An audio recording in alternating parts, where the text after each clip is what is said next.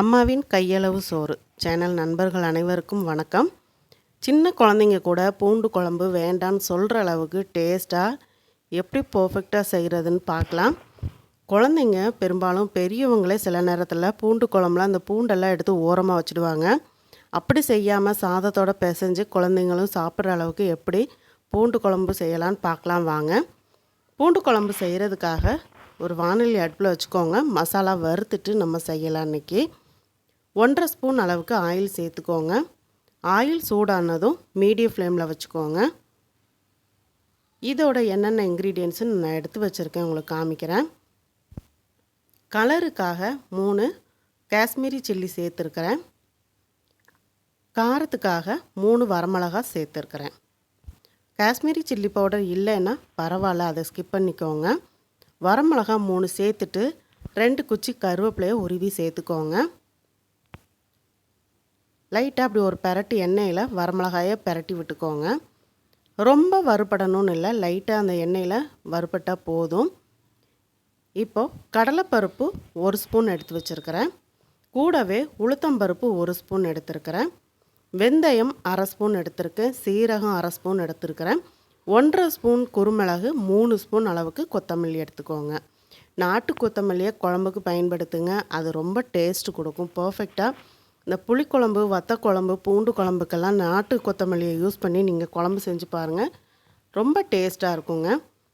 இப்போ நல்லா ஒரு 5 நிமிஷம் லோ ஃப்ளேமில் வச்சுட்டு அந்த எண்ணெயிலே வறுத்து விட்டுக்கோங்க. கட்டி பெருங்காயம் 1 துண்டு சேர்த்துக்கோங்க. கட்டி பெருங்காயம் இல்லை அப்படின்னா பெருங்காயத்தூள் 1 ஸ்பூன் அளவுக்கு சேர்த்துக்கோங்க. இந்த அளவுக்கு சலசலன்னு வறுபடணும். இந்த மாதிரி வறுபட்டதுக்கப்புறம் இதை நம்ம மிக்ஸி ஜாருக்கு மாற்றிடலாம். மாற்றிட்டு அதே கடாயில் 2 ஸ்பூன் அளவுக்கு எண்ணெய் சேர்த்துக்கோங்க. சின்ன வெங்காயம் ஒரு 7 சின்ன வெங்காயம் 2 கட் பண்ணி வச்சுருக்கேன். சின்ன வெங்காயத்தை பொறுத்த வரைக்கும் நீங்கள் ரொம்ப வதக்கக்கூடாது. ரொம்ப நீங்கள் அந்த தோல் சுருங்குற அளவுக்கு, நிறம் மாறுற அளவுக்கு சின்ன வெங்காயத்தை வதக்கிட்டீங்க அப்படின்னா ஒரு குழம்பு இனிப்பு தன்மை கொடுத்துடும். லைட்டாக ஒரு 3 செகண்ட் அப்படியே வதக்கி விட்டுட்டு பொடியாக நறுக்குன்னா தக்காளியை சேர்த்துக்கோங்க. ஒரு மீடியம் சைஸ் தக்காளி சேர்த்துக்கோங்க. தக்காளியும் வெங்காயமும் இந்த மாதிரி வதங்கிட்டோம். இப்போ அடுப்பை ஆஃப் பண்ணிவிட்டு நம்ம ஏற்கனவே ஆற வச்ச அந்த மிளகாய் மல்லியோடைய சேர்த்து நம்ம அரைச்சிக்கலாம். நல்லா நைஸாக அரைச்சி எடுத்துக்கோங்க. கொஞ்சம் கூட திரியாக இல்லாமல் நல்லா நைஸாக அரைச்சி எடுத்துக்கோங்க. இன்க்ரீடியன்ஸ் எல்லாம் நல்லா வறுபட்டுருக்கிறதுனால உங்களுக்கு நல்லா பவுட்ரு நல்லா நைஸாக அரைஞ்சி வந்துடும். மசாலா கொஞ்சமாக தண்ணி சேர்த்துட்டு நல்லா நைஸாக இந்த மாதிரி அரைச்சி எடுத்துக்கோங்க. கூடவே பார்த்திங்கன்னா புளி நான் ஒரு எலுமிச்சப்பழம் அளவுக்கு புளி கரைச்சி எடுத்திருக்கேன்.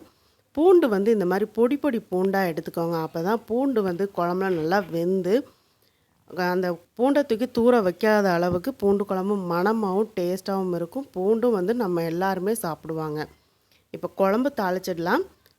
குழம்பு தாளிக்கிறதுக்கு 3 ஸ்பூன் அளவுக்கு நல்லெண்ணெய் சேர்த்துக்கோங்க. புளிக்குழம்பு, வத்தக்குழம்பு, பூண்டு குழம்புனாலே நல்லெண்ணெய் சேர்த்து செய்கிறது தான் ரொம்ப டேஸ்ட் கொடுக்கும். கடுகு பொரிஞ்சதும் 1/2 ஸ்பூன் வெந்தயம் சேர்த்துக்கோங்க. பொடியாக நறுக்குன பெரிய வெங்காயம் சேர்த்துக்கோங்க. கருவேப்பிலை சேர்த்துக்கோங்க. இப்போ இந்த வெங்காயம் நல்லா எண்ணெயில் கிறிஸ்பி ஆகிற அளவுக்கு வறுத்துக்கோங்க. கூடவே இந்த பூண்டும் சேர்த்துருங்க. சேர்த்துட்டு 2 ஒன்று போல் வதக்கி விட்டீங்க அப்படின்னா உங்களுக்கு வெங்காயம் தீஞ்சும் போகாது. அதே சமயத்தில் பூண்டு அந்த வெங்காயத்தோட வெந்து வந்துடும். கொஞ்சமாக உப்பு சேர்த்துக்கோங்க. சேர்த்துட்டு மீடியம் ஃப்ளேமில் வச்சு நல்லா வதக்கி விடுங்க. இந்த எண்ணெயிலேயே பூண்டு நல்லா பொடி பூண்டாக இருக்கிறதுனால நல்லா வெந்து வந்துடும். இந்த மாதிரி பூண்டு நம்ம பொடியாக சேர்க்கும்போது அப்படியே சாப்பாட்டில் நம்ம பிசைஞ்சு அப்படியே குழந்தைங்களுக்கு ஊட்டி விட்டுறலாம். பெரியவங்க அதை எடுத்து தூர வைக்க மாட்டாங்க. பெரிய பெரிய பூண்டாக இருக்கும்போது பெரியவங்க என்ன பண்ணுவாங்கன்னா அதை சாப்பிட்டா ஒரு மாதிரி இருக்கும்னு நினச்சிட்டு அந்த பூண்டை எடுத்து தூர வச்சுருவாங்க. நம்ம பூண்டு குழம்பு செஞ்சும் பிரயோஜனம் இருக்காது. இப்போ புளியை நல்லா கரைச்சிட்டு சேர்த்துக்கோங்க.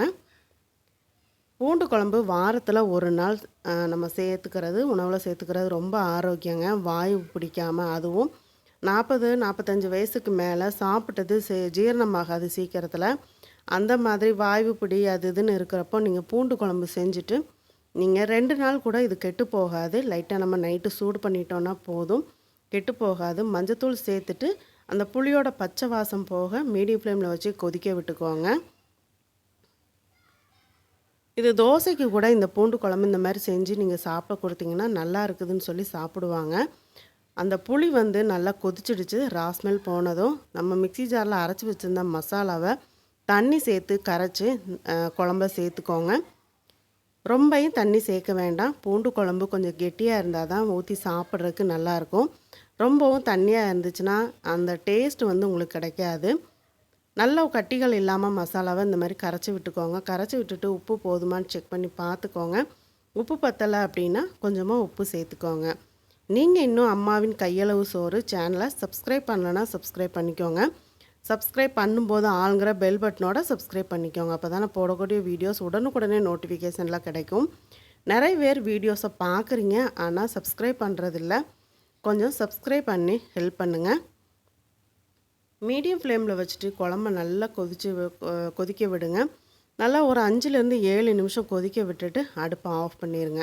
சுவையான பூண்டு குழம்பு ரெடி ஆயிடுச்சு. சுட சுட சாதத்தோட காய் எதுவுமே தேவையில்லை, ஒரு அப்பளம் வச்சுட்டு பூண்டு குழம்பு சாப்பிட்லாம். பிடிச்சிருந்துன்னா நண்பர்களுக்கு ஷேர் பண்ணுங்கள். மறக்காமல் லைக் பண்ணுங்கள். வீடியோ பற்றின கருத்துக்களை கமெண்ட் பாக்ஸில் சொல்ல மறக்காதீங்க. தொடர்ந்து அம்மாவின் கையளவு சோறு சேனலை சப்ஸ்கிரைப் பண்ணுங்கள். சப்ஸ்கிரைப் பண்ண மறக்காதீங்க. சப்ஸ்கிரைப் பண்ணும்போது ஆளுங்கிற பெல் பட்டனோட சப்ஸ்கிரைப் பண்ணால் தான் நான் போடக்கூடிய வீடியோஸ் உடனுக்குடனே நோட்டிஃபிகேஷனில் கிடைக்கும்.